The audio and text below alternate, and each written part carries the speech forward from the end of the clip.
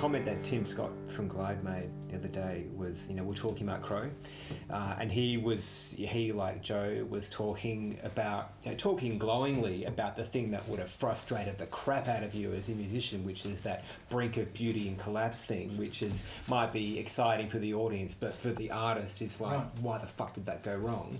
Right. And he talked about he and William seeing Crow supporting a band called The Mission, and he said, look, I can still remember when we saw Crow, we went to see The Mission play at Enmore, because William had a bit of he went through a bit of a goth phase, and so we went to see The Mission, who were like this classic kind of goth band, bloody awful actually, at the Enmore. But the support band were Crow, who neither of us had seen, and they just blew The Mission off the stage, and we were both just blown away by how good they were. It would have been very early 90s. I'm not sure why we even were playing with The Mission supporting The Mission at the Enmore Theatre. It was a pretty big show, but I just remember them, The Mission. I didn't know a lot about them, and they looked like an archetypal sort of American rock band. That's kind of like they were them and we were us.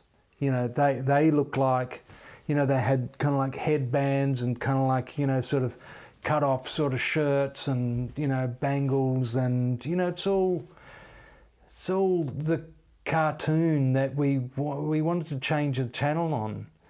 We didn't want to watch that anymore. And still that sort of music exists to this day, just a caricature of, I don't know, it's just, I said to myself that I wouldn't come over here and sort of, denigrate other people. At the end of the day, everyone was just doing their own thing.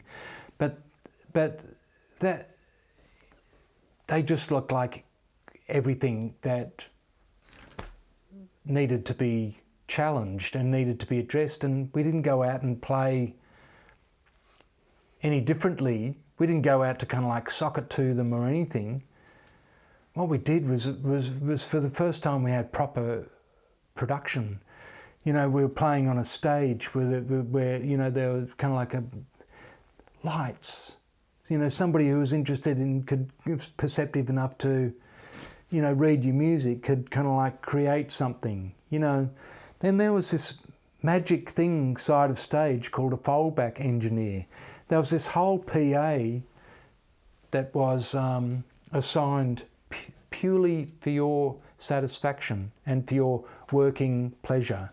So we learned after that whoever's doing that is everything, because if it sounds good on stage, then whatever happens out the front is inconsequential.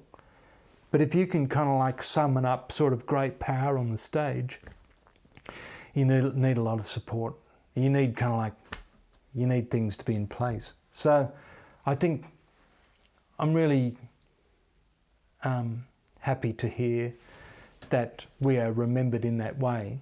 But it wasn't in our MO to go out and blow bands off stage. I remember cringing when a journalist told me that we did the same thing to Nirvana when we played with them. It was like, no, there's something, I don't want to involve myself in that, because to do that is kind of the same as betraying your obligation to those that came before you, in that you just want to do your own thing, and you want to do your thing with as much power and precision as you can. Everything else is extraneous. You can't reach for anything. You can't, it's impossible. Things happen.